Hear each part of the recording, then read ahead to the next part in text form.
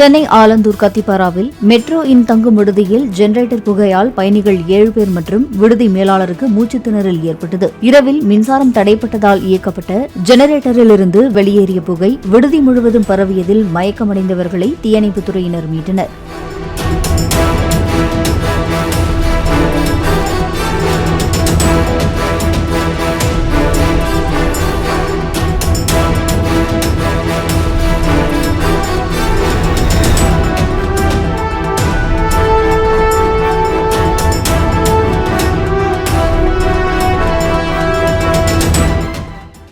Play store மற்றும் app ஸ்டோரில் இருந்து பாலிமர் செயலியை QR கோடு மூலம் பதிவிறக்கம் செய்யுங்கள். செய்திகளை உடனுக்குடன் பெறுங்கள்.